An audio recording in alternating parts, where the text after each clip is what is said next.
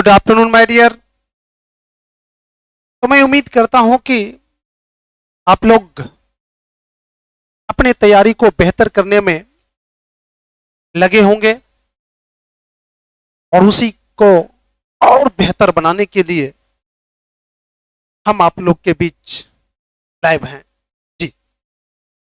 और इस क्लास का एक ही उद्देश्य है, जी हाँ, इस क्लास का एक ही उद्देश्य है आपके तैयारी को और बेहतर बनाना।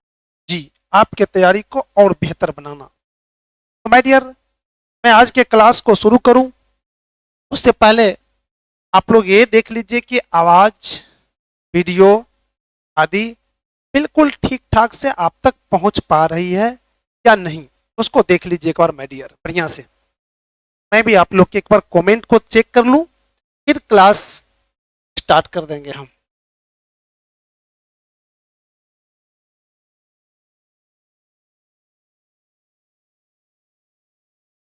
जी, मेरे हिसाब से तो बिल्कुल सब कुछ ओके है। बाद में कि अगर आप लोग को भी ओके है तो एक बार ओके लिख दीजिए, ऑल इज वेल लिख दीजिए, फिर मैं समझ जाऊंगा कि बिल्कुल सब कुछ ठीक ठाक है। और फिर चलते हैं आज के इस ऑब्जेक्टिव के पहला क्लास जो आपके तैयारी को बेहतर बनाने के लिए हम लाए हैं। सबसे पहले तो माय डियर जो भी जुड़े हुए हैं वह 30 सेकंड मेरे बातों को सुनेंगे, फिर मैं आगे बढ़ूंगा।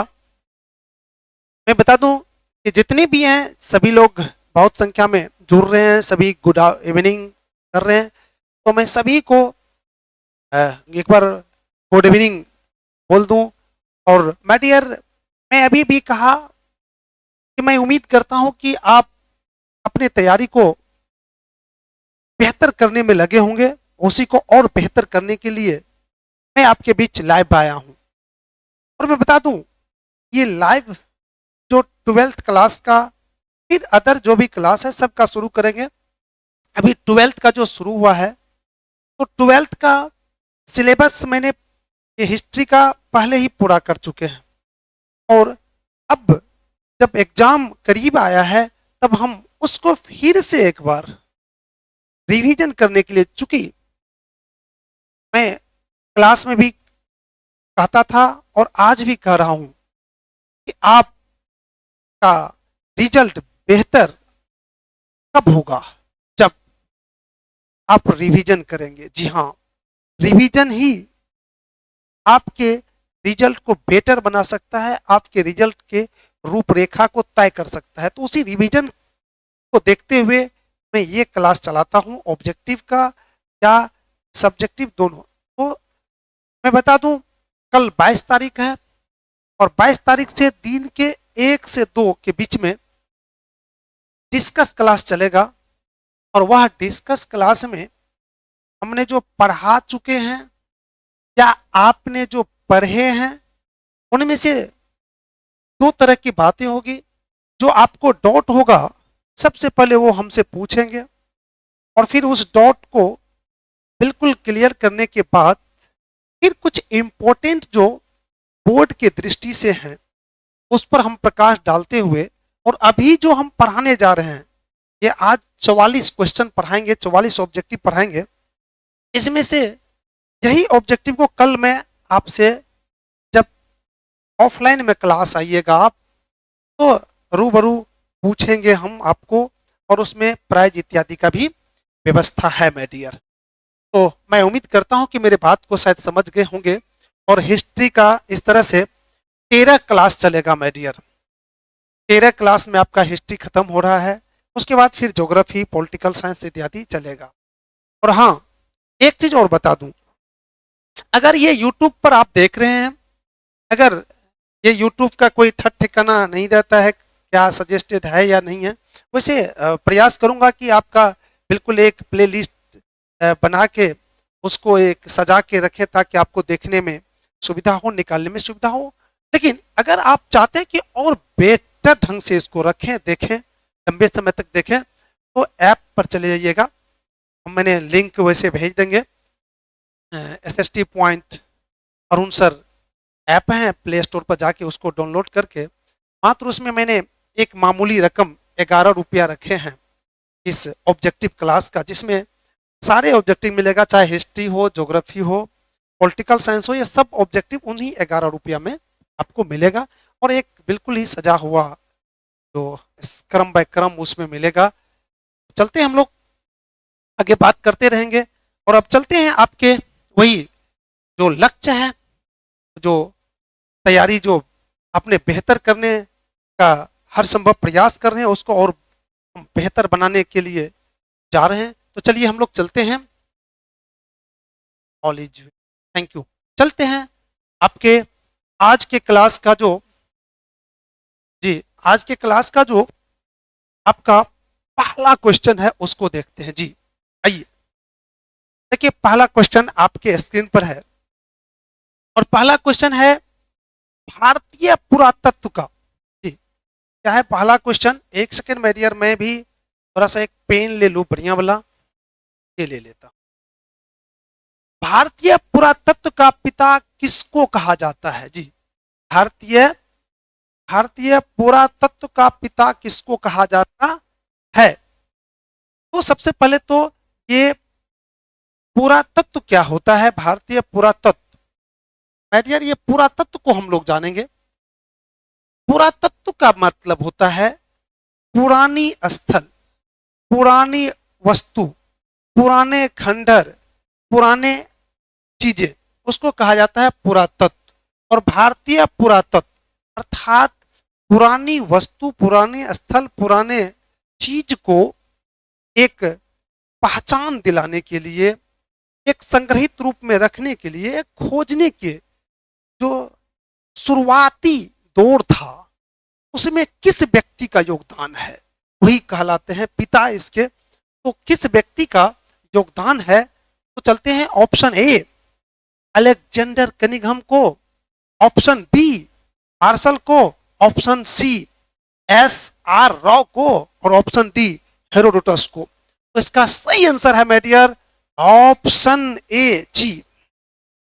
ऑप्शन ए अलेक्जेंडर कनिंघम को कहा जाता है। अब मैं एक चीज और बता दूं आप लोगों को, जब भी आप लोग क्लास कीजिएगा तो कॉपी कलम लेके बैठिएगा, क्योंकि इसमें मैं कुछ एक्स्ट्रा चीज भी आपको ऐड करूंगा, एक्स्ट्रा चीज भी दूंगा आपको। इसलिए प्लीज सबों से रिक्वेस्ट है इस क्लास में कॉपी कलम भी रखिएगा। अब माय डियर मैं चलता हूं कि अलेक्जेंडर कनिंघम कौन थे। अलेक्जेंडर कनिंघम एक अंग्रेजी सेना के इंजीनियर थे जी, एक अंग्रेजी सेना के इंजीनियर थे। ना तो समझ गए कि ये अंग्रेजी सेना के इंजीनियर थे, लेकिन इसको भारतीय पुरातत्व का पिता क्यों कहा गया? कुछ तो कारण होगा जी। आइए क्यों कहा गया?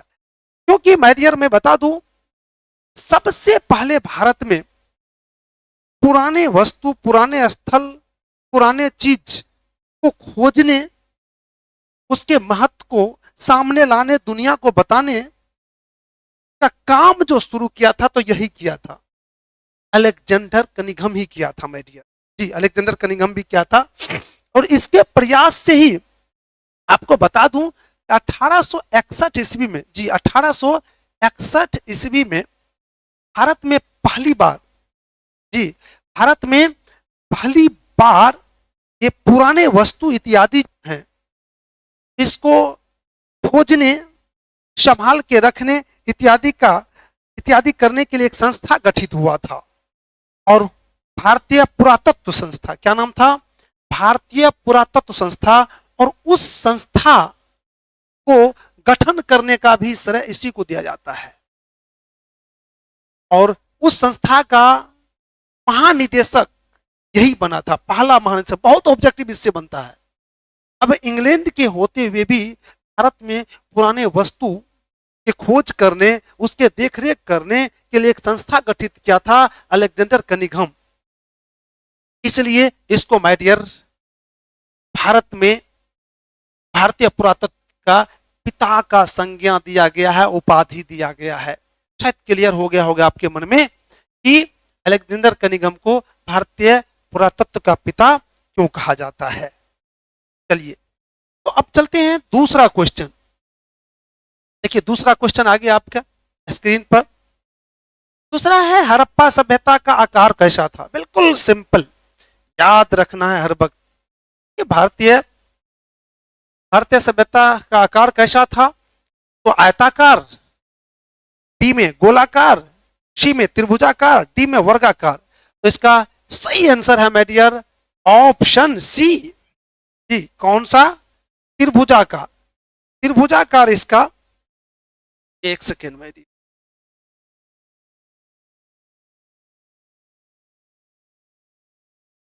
इसका त्रिभुजाकार था, मतलब चौकोर इत्यादि नहीं थे, बिल्कुल त्रिभुजाकार रूप में था इसका। तो ये तो बिल्कुल सिंपल याद ही रहेगा, आप लोग भूलिएगा ही नहीं त्रिभुजाकार। अब नेक्स्ट क्वेश्चन देखिए आप, हड़प्पा का खोज कौन किया है। जी हड़प्पा, यहां पर हड़प्पा या हड़प्पा सभ्यता दोनों दे सकता है क्वेश्चन में, याद रखिएगा, थोड़ा सा घुमा सकता है माय डियर। हड़प्पा या हड़प्पा सभ्यता दोनों की बात आएगा तो दोनों में यही होगा जो हम बताने जा रहे हैं माय डियर। हड़प्पा या हड़प्पा दोनों में से कोई कहे, चाहे हड़प्पा कहे या फिर हड़प्पा सभ्यता कहे, दोनों कहे कोई नहीं, दोनों चलेगा। तो देखते हैं कौन कौन। राखलदास बनर्जी, दयाराम साहनी, आर.एस. बिष्ट, एस.आर. राव। तो इसका सही आंसर है माय डियर बी। बी है कौन? दयाराम साहनी। और आपको यह भी ज्ञात करा दे माय डियर कि 1921 ईस्वी में, जी 1921 ईस्वी में इसका दयाराम साहनी ने हड़प्पा या हड़प्पा सभ्यता का खोज किया था। और इस दयाराम साहनी कौन थे? दयाराम साहनी भारत के रहने वाले थे और यह एक महान पुरातत्वविद थे। माने पुराने वस्तु, पुराने चीज को खोजने इत्यादि से संबंधित जो ज्ञान थे इसमें कूट कूट कर भरा पड़ा था, इसलिए और इन्होंने ही हड़प्पा सभ्यता या हड़प्पा का पहली बार खोज 1921 में किया है। और इसी के प्रयास से हड़प्पा एक प्रकाश में आया है माय डियर। अब नेक्स्ट देखते हैं, हड़प्पा सभ्यता में सर्वप्रथम किस स्थल का उत्खनन हुआ था। जी अब सबसे पहले तो इस क्वेश्चन को जवाब देने से पहले मैं बताऊंगा कि हड़प्पा सभ्यता क्या है। माय डियर एक अति प्राचीन काल की सभ्यता का अवशेष प्राप्त हुआ है और वह उसका अवशेष भारत और पाकिस्तान दोनों देश में है। और उसमें से कोई एक क्षेत्र नहीं, बहुत सारे हजारों स्थल का पता चल चुका है। और हजारों स्थल का जो पता चल चुका है तो पुरातत्वविद ने या फिर कई इतिहासकार ने सोचा कि इसका नामांकन क्या होना चाहिए।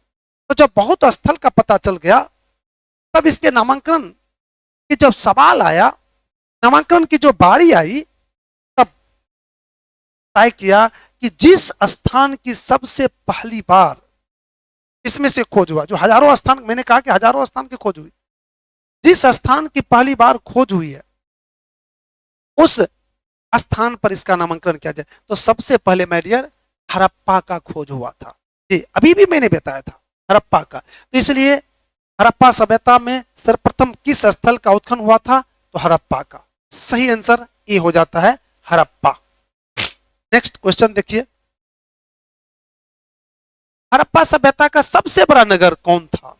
जी हड़प्पा सभ्यता का सबसे बड़ा नगर कौन था? अब नगर वाला क्वेश्चन आया है। मैं बता दूं, हड़प्पा सभ्यता को नगरीय सभ्यता भी कहा जाता है, क्योंकि यहां पर नगर काफी विकसित रूप में देखने को मिला है या उपस्थित था, इसलिए इसको नगरीय सभ्यता भी कहा जाता है। अब ये देखते हैं कि हड़प्पा सभ्यता में जो सबसे बड़ा शहर था वो कौन था, नहीं था, चूंकि सब तो बड़े लग रहा है इसमें से जो भी है, लेकिन उस सबसे बड़ा कौन था, तो सबसे बड़ा था माय डियर ए, कौन, मोहनजोदड़ो।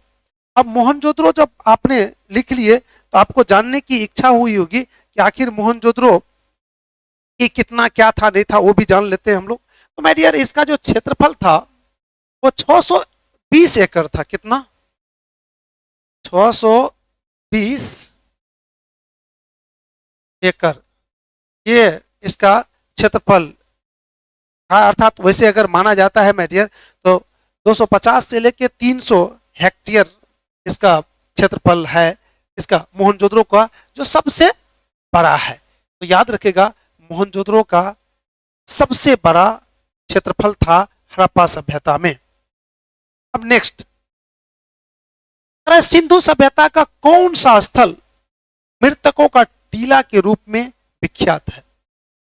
अब देखिए यहां पर आ गया सिंधु सभ्यता, ध्यान दीजिएगा माय डियर, ये जो सिंधु सभ्यता है ये किसका नाम है?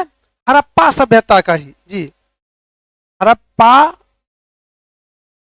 सभ्यता को ही दूसरा नाम क्या है? सिंधु सभ्यता है। अब सवाल है कि इसको सिंधु सभ्यता दूसरा नाम के रूप में क्यों कहा जाएगा? कुछ तो कारण होगा जो इसको दूसरा नाम में हड़प्पा सभ्यता कहा जाएगा। तो क्यों कहा जाएगा, सॉरी, हड़प्पा सभ्यता को सिंधु सभ्यता क्यों कहा जाएगा? क्योंकि हड़प्पा सभ्यता के जो अधिकांशतः स्थल है, क्षेत्र है, वह सिंधु नदी के आसपास ही उपस्थित पाया गया है, इसलिए इसको सिंधु सभ्यता भी कहा जा सकता है या कहने लगा है या कहा जा रहा है। अतः सिंधु सभ्यता, इसलिए सिंधु सभ्यता का। अब चलिए, सिंधु सभ्यता का कौन सा स्थल मृतकों का टीला के रूप में विख्यात है? समझ गए, सिंधु सभ्यता का तो हड़प्पा सभ्यता हो गया, तो कौन सा मृतकों का टीला के रूप में विख्यात है?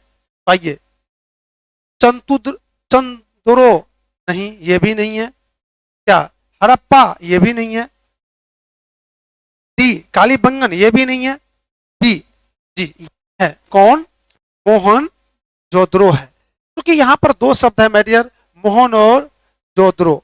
यहां पर मोहन का अर्थ हो जाता है माय डियर यहां पर टीला, और जोदड़ो का अर्थ हो जाता है मृतक। जी, यहां पर दो शब्द है मोहन और जोदड़ो, तो मोहन का अर्थ हो जाता है यहां पर कौन चीज? मोहन का अर्थ हो जाता है टीला, टीला, और जोदड़ो का अर्थ हो जाता है मृतक, मृतक। अर्थात इसी शब्द में ही इसका नाम छुपा हुआ है। अर्थात सिंधु सभ्यता का कौन सा स्थल मृतकों का टीला कहलाता था? मोहनजोदड़ो। कभी बोलने वाला है ही नहीं। अब आइए नेक्स्ट, नेक्स्ट देखिए आपके कितने अच्छे शब्द हैं।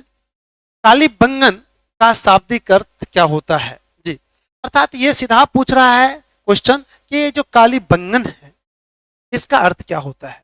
तो भाई डियर, कालीबंगन शब्द जो है ये कहाँ की शब्द है, क्या है, नहीं है, पहले हम लोग इसको देख लेते हैं, फिर पता चलेगा कि ये कहाँ का शब्द है, क्या है, नहीं है। भाई डियर, ये तो सिंधी शब्द है या पंजाबी? कौन, ऐसा कहा जा रहा है कि या तो ये सिंधी शब्द है या कौन, पंजाबी। जी, ये दोनों में से कोनो शब्द है, ये दोनों में से कोई शब्द है। और सिंधी शब्द में कालीबंगन का अर्थ होता है काली चूड़ी। जी, काली चूड़ियां या चूड़ी होता है अर्थ।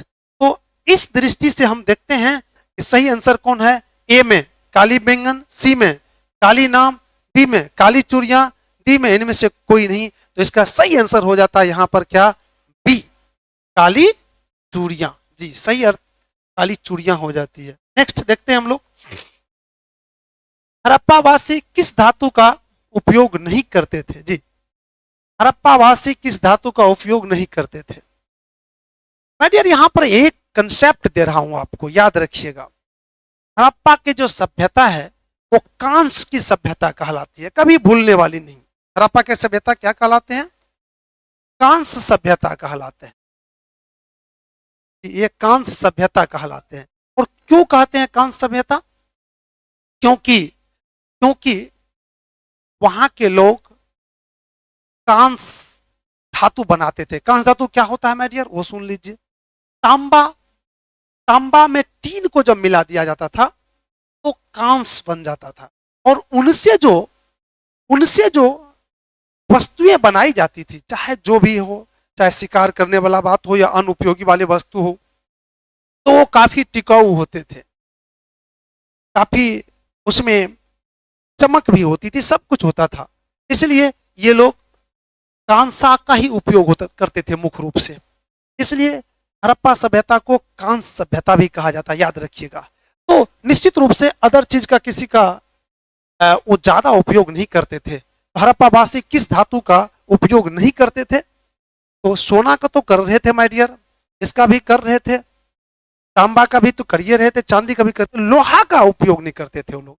या फिर कहिए आप कि लोहा से वो अपरिचित थे। किससे? लोहा से वो क्या थे? अपरिचित थे। यार रुक ना, इसलिए इसका सही आंसर क्या हो जाता है? ये यार रुको ना यार तुम, एक मिनट में डियर, इसको थोड़ा सा मेरी कीचड़ हो गया।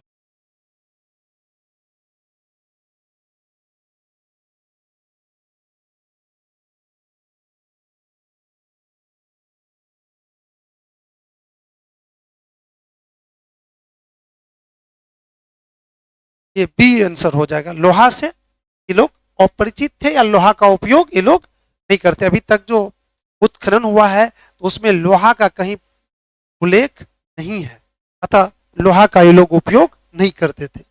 नेक्स्ट चलिए, लोथल का उत्खनन कब हुआ था? तो सबसे पहले तो हम लोग ये जानेंगे कि ये जो लोथल है, ये लोथल है कहाँ? यार ये लोथल गुजरात में है। कहाँ पर? हमारे देश भारत में गुजरात। और गुजरात के जिला है एक अहमदाबाद। जिला कौन है? अहमदाबाद। जहां जहां पर ये लोथल है। और ये लोथल बहुत ही महत्वपूर्ण पुरातत्व स्थल है। यहाँ पर कई चीज मिला है यहाँ पर। तो इसका उत्खनन कब हुआ उसको हम लोग जानते हैं। अरे यार इसका उत्खनन सॉरी,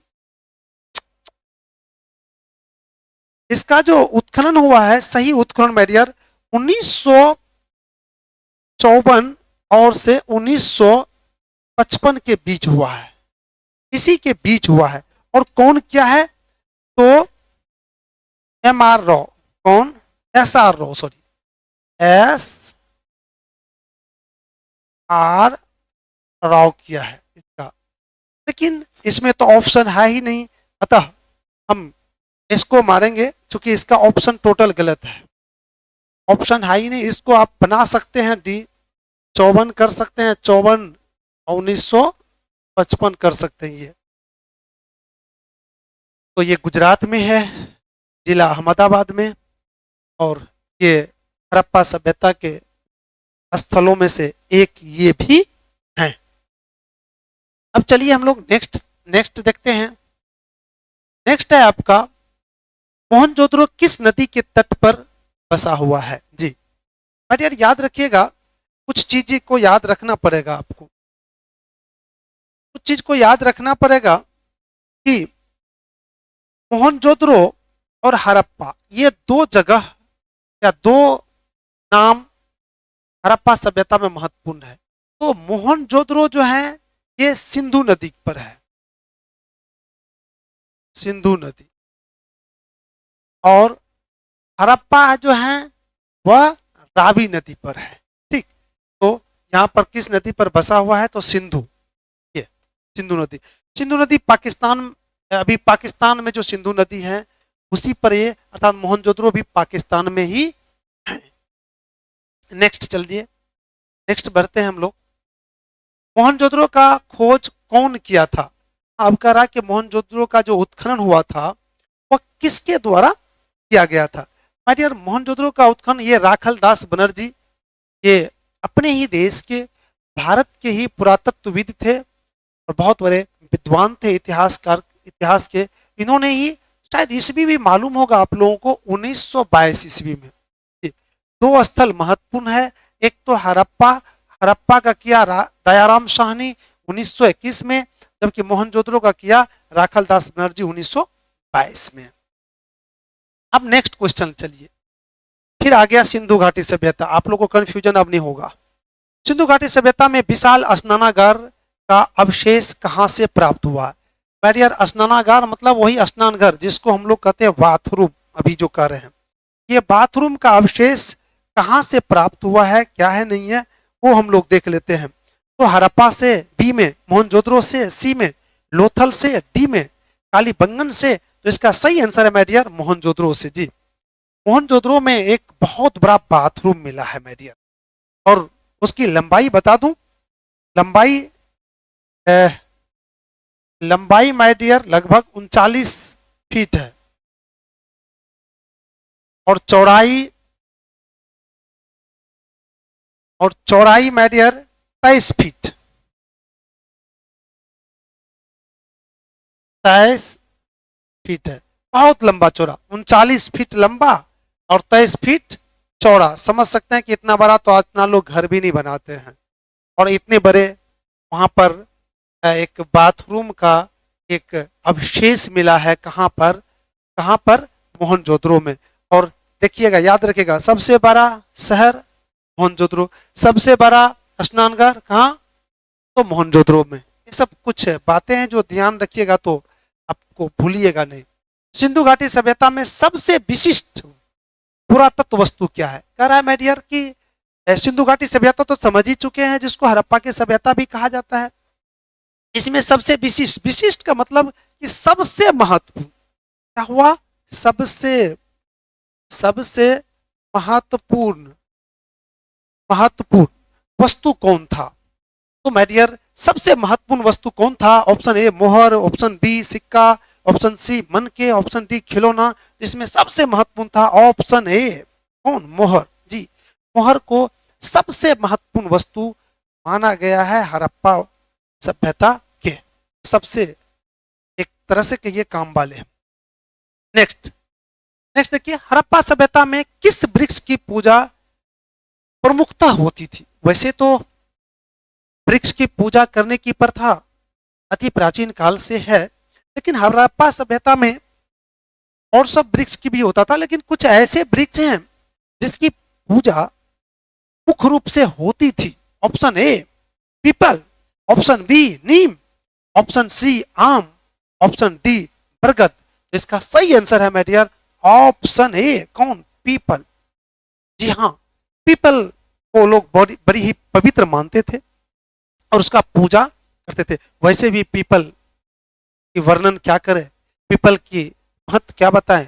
पीपल एक ऐसे पेड़ है जो हर वक्त ऑक्सीजन छोड़ते हैं, और वहां पर उसके आसपास में ऑक्सीजन भरपूर मात्रा में रहता है। तो उस इतने जब तो गुणवान हो तो उसका पूजा करना लाजमी है। और हमारे पूर्वज हड़प्पा सभ्यता के लोग बहुत ही ज्ञानी थे, बहुत ही बुद्धिजीवी थे, उसको सब कुछ मालूम था, तब तो पीपल का पूजा वो लोग करते थे। नेक्स्ट चलिए, हड़प्पा सभ्यता में समाज का स्वरूप क्या था? कह रहा है कि समाज का जो स्वरूप था क्या था।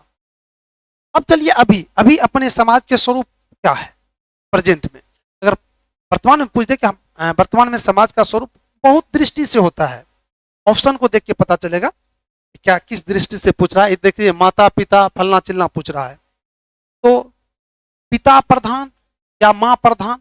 अभी देख लीजिए, अपने परिवार में या अपने समाज में अगर रियल पूछा जाए तो कौन प्रधान है? तो अधिकांशतः पिता प्रधान समाज है, लेकिन माँ भी कहीं कहीं गार्जियन परिवार का है। तो ठीक उसी तरह से था। मैं चूंकि हड़प्पा सभ्यता के ही बहुत कुछ हम लोग दिए हैं, तो बहुत कुछ वही था।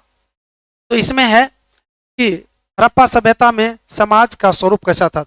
तो मातृसत्तात्मक, पितृसत्तात्मक, माय डियर दोनों था। कौन? ए और बी, ये दोनों था इसमें। सी सही होगा इसका। नेक्स्ट चलिए, सिंधु घाटी सभ्यता में हल का प्रमाण कहां से मिला है? जी, हल, खेत को जोतने का, जो जुताई की जाती है खेत का, उसका प्रमाण कहां से मिला है? तो ऑप्शन ए हड़प्पा से, ऑप्शन बी मोहनजोदड़ो से, ऑप्शन सी रोपर से, ऑप्शन डी कालीबंगन से। तो इसका सही आंसर है माय डियर ऑप्शन डी। कौन? कालीबंगन। और कालीबंगन कहाँ है? राजस्थान में। माय डियर दुनिया में सबसे पहले अभी तक जितने भी पुरातत्व स्थल है या जो भी उत्खनन हुआ है, तो सबसे पहले यही हो रहा है कि खेती करने का प्रमाण, खेत को जोतने का प्रमाण, सबूत कहां मिला है? कालीबंगन में, अर्थात राजस्थान। कहां? हमारे देश में, भारत में।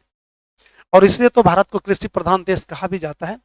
यहां पर खेती सदियों पुरानी की एक परंपरा है यहां पर। तो कालीबंगन याद रखिएगा। नेक्स्ट चलते हैं, हड़प्पा सभ्यता में मनके बनाने का प्रमुख केंद्र कौन सा था?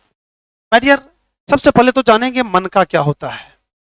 आप एक अर्थ में जान लीजिए, मनका मोती, अर्थात जिसको हम लोग वो गोल गोल मूंगा जो बनाते हैं उसको ये मुख्य रूप से मोती के नाम से पुकारते हैं। तो वही उसी के आकार के पत्थर के हो या अन्य वस्तु के हो, वो जो बनाते थे, तो बनाने का एक कारखाना होता था, मोती बनाने का कारखाना, अर्थात मूंगा बनाने का, माला बनाने का जो कहते हैं। तो हड़प्पा सभ्यता में यही मूंगा, माला जो भी कहिए, मनका बनाने का प्रमुख केंद्र कहाँ था, अर्थात फैक्ट्री कहाँ था ये बनाने का मुख्य रूप से? तो कहां पर?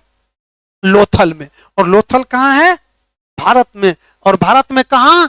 गुजरात में। गुजरात।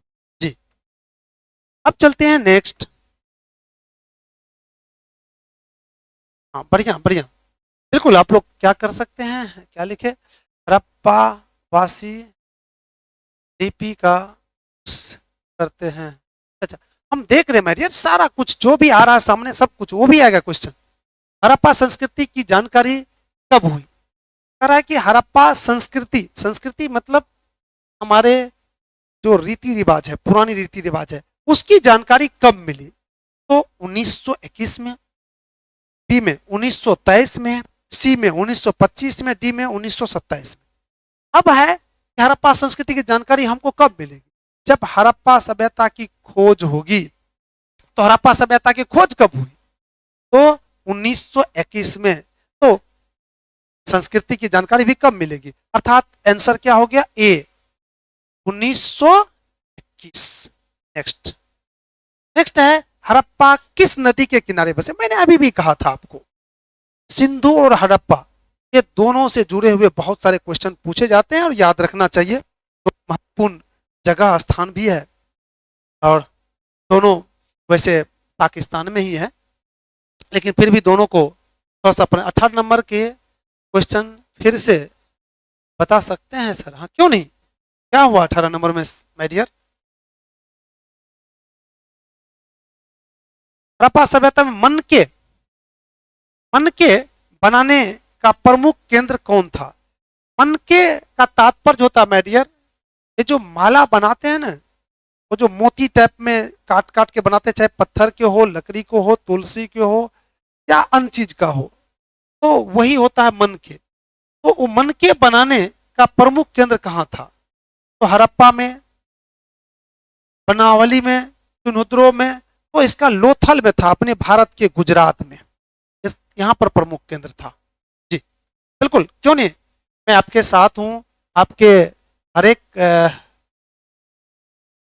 दिक्कत का मैं सामना करने का प्रयास करूंगा, आपको कंसेप्ट देने का प्रयास करूंगा, तब तो आपका रिजल्ट, आपकी तैयारी और बेहतर होगा।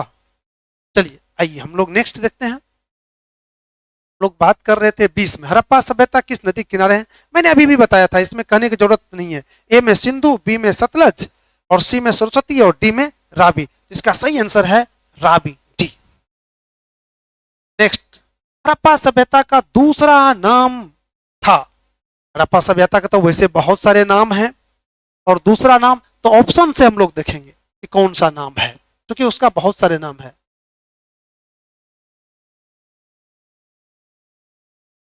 नहीं नहीं नहीं नहीं नहीं, लोथल है मेडियर, बिल्कुल बिल्कुल लोथल है। लोथल बिल्कुल सही है उसका आंसर मेडियर, विशाल लोथल सही आंसर है उसका। आइए, हड़प्पा सभ्यता का दूसरा नाम था आरंभिक सभ्यता। विकसित सभ्यता बी में, सी में सिंधु घाटी सभ्यता, इनमें से कोई नहीं। तो हड़प्पा सभ्यता को क्या सकते हैं माय डियर, सिंधु घाटी सभ्यता। मैंने अभी भी तो कहा रहा कि दूसरा नाम, बहुत नाम है लेकिन सिंधु घाटी सभ्यता भी है। नेक्स्ट आइए, कनिघम को हड़प्पा से क्या प्राप्त हुई थी? आपको शायद मालूम होना चाहिए कि कनिघम कौन थे। कनिघम इंग्लैंड के, मैंने कहा था कि सेना के इंजीनियर थे, और वह भारत में पुरातत्व संस्था विभाग की स्थापना भी किए थे, इसलिए पुरातत्व का पिता उसे भी कहा जाता है। तो कहता है कि कनिघम को हड़प्पा से क्या प्राप्त हुआ था, कह रहा है कि कौन ऐसी चीज, बढ़िया चीज प्राप्त हुई थी। तो मृद भार, लिपिबद्ध मोहर, कंठहारा, तांबे की तलवार। आइडियर इसमें सबसे महत्वपूर्ण, वैसे बहुत कुछ मिला था लेकिन इसको ये बहुत प्राथमिकता है, लिपिबद्ध मोहर। लिपिबद्ध मोहर का मतलब हुआ कि उस पर कुछ लिखा हुआ, छपा हुआ, वैसे नहीं, प्लेन नहीं, कुछ न कुछ उस पर लिखा हुआ, उसी को लिपिबद्ध मोहर कहा जाता है। ये मिला था। नेक्स्ट आइए, पॉलिटिकल साइंस किट कब दीजिएगा? माय डियर, पॉलिटिकल साइंस का किट बिल्कुल रेडी है, बस आप आइए और ले लीजिए। मेरे तरफ से रेडी करके हम आज शाम 5 बजे फुल्ली रेडी करके रख दिया हूं, और आप आइए ले लीजिए। यानी फिर तो कल से क्लास है आप लोगों की, डिस्कस क्लास, तो उसमें आइएगा तो ले लीजिएगा। हाँ हाँ हाँ, लिपिबद्ध मोहर। चलते हम लोग 23, हड़प्पा सभ्यता किस युग की सभ्यता है? किस युग की? मैंने अभी भी चर्चा किया था कि हड़प्पा सभ्यता को किस युग की सभ्यता माना जाता है। ऑप्शन ए पूर्व पाषाण युग की, बी नव पाषाण युग की, सी कांस्य युग की, और डी लोह युग की। तो इसका सही आंसर होगा ऑप्शन सी। मैंने बताया था कांस्य युग किसको कहा जाता है, कांस्य के मैंने चर्चा किया था कि टीन और तांबा को मिलाने के बाद कांसा तैयार होता है, और उनसे जो कोई वस्तुएं बनाई जाती है वो काफी टिकाऊ होती है, काफी चमकदार, बढ़िया होती है। तो हड़प्पा सभ्यता या हड़प्पा के जो पूरे समय को देखा जाता है तो उसमें इस कांसा का उपयोग काफी अधिक हुआ है, इसलिए उसको कांस युग भी कहा जाता है। ठीक, ये भूलिएगा नहीं बिल्कुल। नेक्स्ट, इनमें से किस क्षेत्र में हड़प्पा सभ्यता के अवशेष नहीं पाए गए हैं? कह रहा है कि हड़प्पा सभ्यता से जुड़े हुए जो बहुत सारे स्थान है, उनमें से ये स्थान जो है, कौन 4 गो स्थान इसमें दिया गया है, और कह रहा है कि कौन ऐसे स्थान है जो हड़प्पा से जुड़े हुए नहीं है, या वहां पर हड़प्पा के कोई चीज नहीं मिला है। तो ये कालीबंगन ये तो है, धोलावीरा ये भी है, चुनुद्रो ये भी है, अरावली ये नहीं है। ये माय डियर इसका सही आंसर हो जाएगा, डी। आंसर डी इसका सही आंसर हो जाता है। अब नेक्स्ट चलते हैं हम लोग। नेक्स्ट देखिए कौन है। नेक्स्ट है हड़प्पा। हड़प्पा राज की तीसरी राजधानी किस स्थल को माना जाता है? हड़प्पा राज नहीं, हड़प्पा सभ्यता यहां पर कहेंगे, सभ्यता। हड़प्पा सभ्यता की तीसरी राजधानी किस स्थल को माना जाता है? Option A Dholavira, option B Mohenjodaro, option D Chanhudaro, option D Kalibangan को। तो माय डियर इसका सही आंसर हो जाता है ऑप्शन डी कालीबंगन को। कालीबंगन को जो भारत के राजस्थान में है। लेकिन आपके मन में आया होगा कि इसका पहला राजधानी कौन है? जी वैसे माय डियर पहला राजधानी और दूसरा राजधानी में थोड़ा सा इतिहासकार में है कि या तो उसको मोहनजोदड़ो को मानते हैं या फिर हड़प्पा को। इन्हीं दोनों में से कोई पहला है या कोई दूसरा है, लेकिन तीसरा इसको माना जाता है, किसको? कालीबंगन को, कि यहां पर राजधानी बनी थी। डी। अब नेक्स्ट देख लीजिए हम लोग, नेक्स्ट क्वेश्चन क्या है? नेक्स्ट क्वेश्चन है कि हड़प्पा सभ्यता में गोदीबारा का प्रमाण किस स्थान से मिला है? जी, सबसे पहले हम लोग जानेंगे कि गोदीबारा क्या है। गोदीबारा शब्द है मेडियर, और इसका अर्थ होता है बंदरगाह। और बंदरगाह का मतलब होता है वह स्थान या वह जलीय भाग का स्थान जहां पर नियमित रूप से जलयान आकर रुकती है और वहां से खुलती है, उसको कहते हैं गोदीबारा। जिस तरह से रेलगाड़ी जहां जिस स्थान पर नियमित रूप से आकर रुकती है और खुलती है उसको कहते हैं रेलवे स्टेशन। बस जहां पर रुकती है और खुलती है बस स्टैंड, जहां से रिक्शा खुलती है और रुकती है रिक्शा पवार कहा जाता है। उसी तरह से गोदीबारा या बंदरगाह उसी को कहा जाता है जहां पर जलयान नियमित रूप से आकर रुकती है और खुलती है। तो हड़प्पा सभ्यता में गोदीबारा का प्रमाण कहाँ मिला है और कहाँ बंदरगाह का प्रमाण मिला है, ये पूछ रहा है मेडियर। तो option A Lothal, option B Kalibangan, option C Harappa और ऑप्शन डी मोहनजोदड़ो। तो इसका सही आंसर है मेडियर ऑप्शन ए। कहां पर? लोथल। जी वही गुजरात, गुजरात, भारत के गुजरात, और वहीं से गोदीबारा का प्रमाण मिला है। नेक्स्ट, मोहनजोदड़ो के अलावा जलकुंड का प्रमाण किस स्थल से मिला है? जी, मोहनजोदड़ो में तो कह रहा है कि जलकुंड है ही, और उसके अलावा कहां पर है? धोलावीरा, सुतकेंगडोर, रोपर, सुरकोत्रा।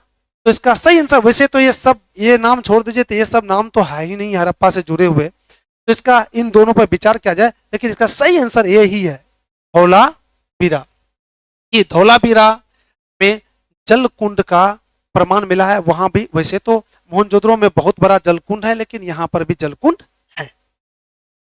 नेक्स्ट चलते हैं, सिंधु धातु किस धातु को हड़प्पावासी अपरिचित थे?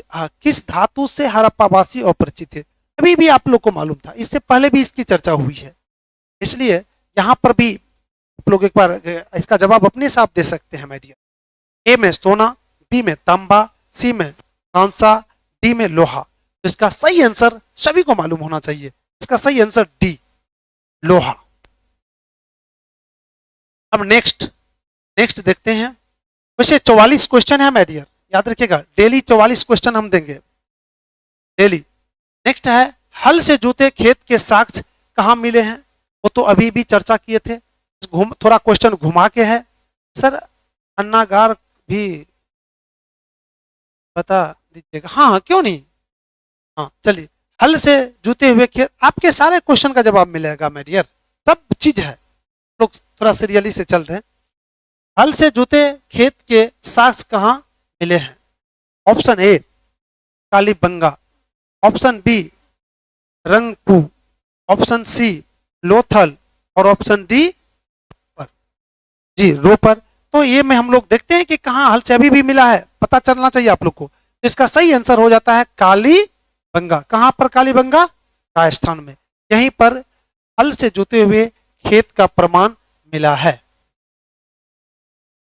सर 27 का गलत क्या है? 27 का क्या है माय डियर? 27 का देख लेते हैं, 27 का क्या गलती है। क्या धोलावीरा है माय डियर, वहां पर मिला है, धोलावीरा में कोई गलती नहीं है।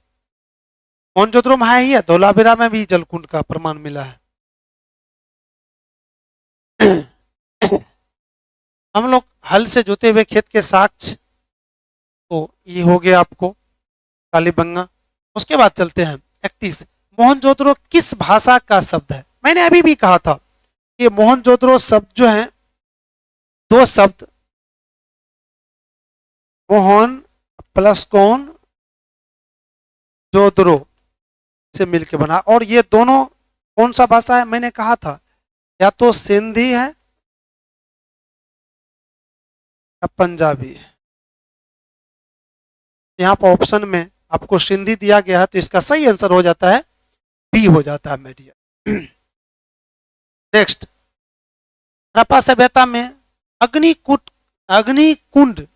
कहाँ पाई जाती है? अग्निकुंड का प्रमाण कहाँ मिला है? तो इसका सही option A Kalibangan, option B Lothal, option C Ropar और डी इनमें से कोई नहीं। इसका सही आंसर है my dear option A Kalibangan.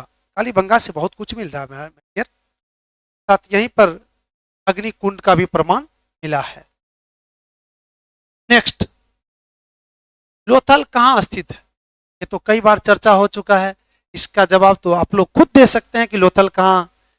बिल्कुल ये सही आंसर इसका गुजरात में है, अर्थात ए इसका सही आंसर हुआ माय डियर। नेक्स्ट चलते हैं। राखलदास बनर्जी को मोहनजोदड़ो के अवशेष किस वर्ष मिले थे? जी, राखलदास बनर्जी को मोहनजोदड़ो का अवशेष किस वर्ष मिला था? तो मोहनजोदड़ो का जब खोज किया उसी में मिला। तो मोहनजोदड़ो का कब खोज किया? 1920 ईस्वी में, बी 1921 ईस्वी में, सी 1922 ईस्वी में, डी 1923 ईस्वी में। तो इसका सही आंसर है ऑप्शन सी 1922 ईस्वी में राखलदास बनर्जी को मोहनजोदड़ो के अवशेष मिले थे। अवशेष का मतलब होता है छोड़ा हुआ, बाकी जो चीजें होते हैं वो मूल चीज जब टूट फूट जाते हैं उसके बाद जो कुछ बच जाते हैं उसी को कहा जाता है अवशेष। नेक्स्ट नेक्स्ट देखते हैं माय डियर कौन सा है। नेक्स्ट आपका है, अच्छा ये तो हो गया। सिंधु घाटी सभ्यता में विशाल स्नानागार के अवशेष कहां से प्राप्त हुआ था? देखो अभी भी तो कहे थे, ये माय डियर दोहरा गया क्वेश्चन। मैंने बाथरूम की बात किया था, बहुत लंबे चौड़े मैंने कहा था कि 39 फीट लंबा और 23 फीट चौड़ा था। और कहां पर? तो मोहनजोदड़ो में। कहां पर? मोहनजोदड़ो में मिला था माय डियर। ये बी आंसर, रिपीट हो गया वो क्वेश्चन। नेक्स्ट देखेंगे, कालीबंगा भारत के किस राज्य में अवस्थित है? कालीबंगा, मैंने भी इसका कई बार नाम अभी लिया हूं कालीबंगा का, इसलिए आप लोग को बिल्कुल इजी हो गया होगा। ए में हरियाणा, बी में पंजाब और सी में राजस्थान और डी में गुजरात। तो इसका सही आंसर है माय डियर ऑप्शन सी, कहां? राजस्थान। राजस्थान में कालीबंगा है उपस्थित। नेक्स्ट देख लीजिए, नेक्स्ट है सिंधु सभ्यता में नर्तकी की मूर्ति कहां से मिली है? नर्तकी का तात्पर्य है माय डियर नाचने वाली। जो तो नाचने वाली मूर्ति कहां से मिली है? खिलौना इत्यादि भी हम लोग देखते हैं तो नाचने वाली होते हैं। तो देखते हैं ऑप्शन ए मोहनजोदड़ो से, ऑप्शन बी हड़प्पा से, ऑप्शन सी कोटदीजी से और राखीगी से। थोड़ा ऑप्शन ये दोनों गड़बड़ है, इन्हीं दोनों पर विचार होगा, ए या बी में, ए या बी पर विचार होगा कि दोनों में से कौन है क्या है नहीं है। तो माय डियर इसका सही आंसर हो जाता है ऑप्शन ए, कहां से? मोहनजोदड़ो से। जी, मोहनजोदड़ो से ये नाचने वाली मूर्तियां मिली है। राइट, ये आपका आंसर सही है। बिल्कुल विशाल, आप बिल्कुल अपडेट चल रहे हैं, बहुत सारे लोग अपडेट चल रहे हैं, बहुत अच्छा लग रहा है। सभी लोग एकदम, राजेश कुमार भी अपडेट चल रहे हैं, सभी लोग अपडेट चल रहे हैं। बिल्कुल थैंक यू। रिमोट रख कर ये हाथ में, अच्छा अच्छा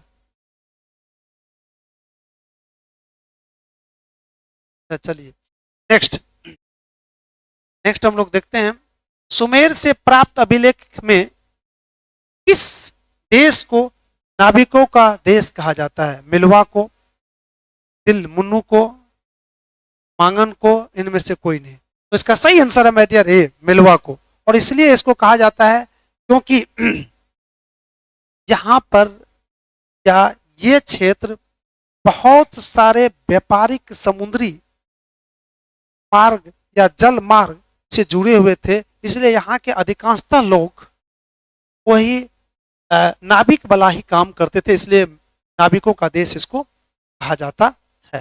नेक्स्ट आइए, 16 महाजन पदों का उदय किस काल में हुआ था? जी, 16 महाजन पदों का उदय किस काल में हुआ था? तो अब देखिए थोड़ा सा क्वेश्चन का जो शेड्यूल है वो आ गया माय डियर, अच्छा चीज है ये। और इसलिए ये दिया गया है, आपको ध्यान रहना चाहिए। 16 महाजनपद आगे पढ़ना है, लेकिन यहां पर इसलिए दिया गया है कि कुछ ने जुड़े हुए हैं। तो देखिए, मौर्य काल से, बुद्ध काल से, गुप्त काल से, ऋग्वेदिक काल से। इसका सही आंसर है मेडियर बी, बुद्ध काल से। बुद्ध अर्थात गौतम बुद्ध का जो उदय हुआ था तो कब? 6ठी शताब्दी, अर्थात इसको 6ठी शताब्दी माना जाता है।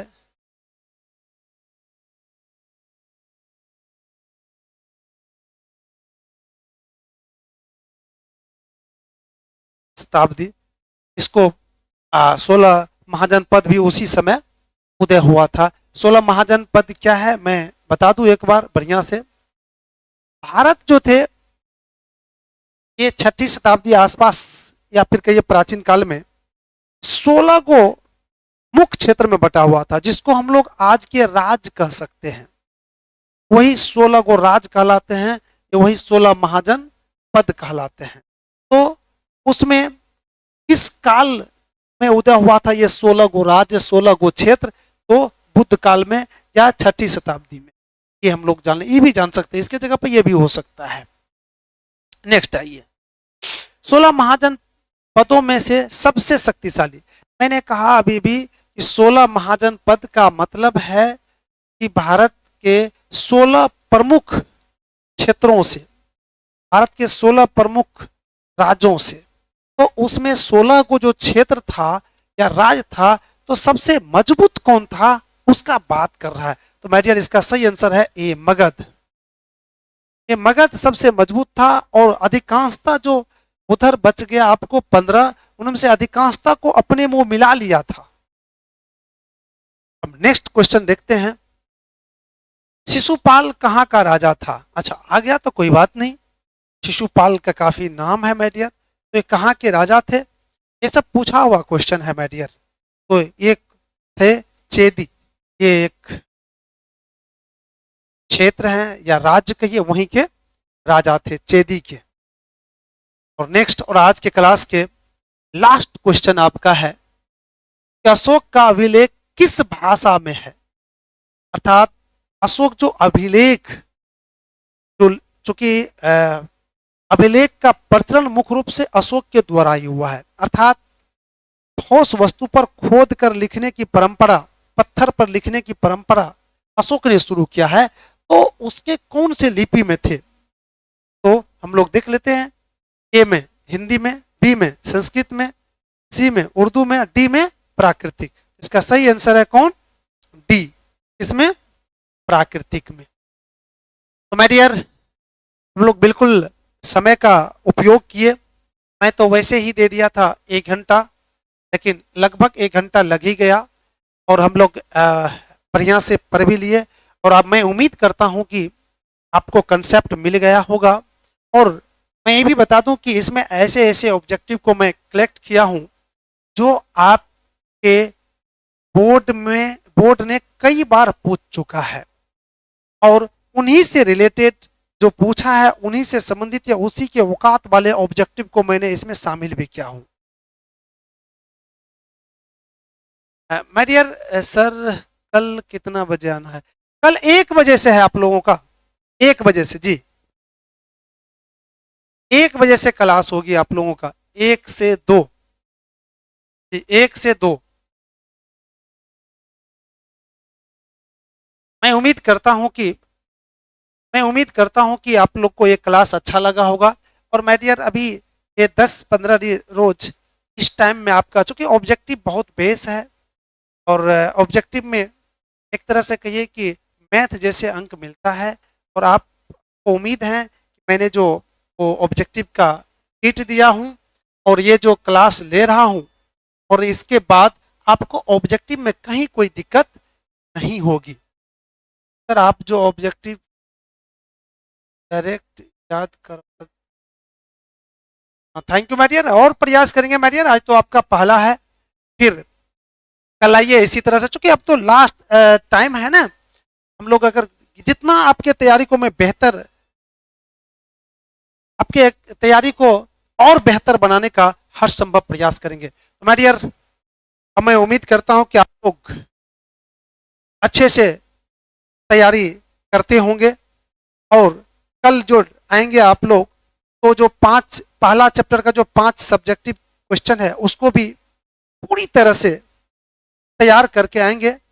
इन्हीं आशा के साथ मैं आज के क्लास को विराम देता हूं, और कल मिलते हैं फिर से आपको इसी टाइम में ऑब्जेक्टिव लेकर, और 1 बजे जो ऑफलाइन वाले बच्चे हैं उसके साथ डिस्कस क्लास के साथ। तो चलिए आज के क्लास को हम यहीं पर विराम दे रहे हैं।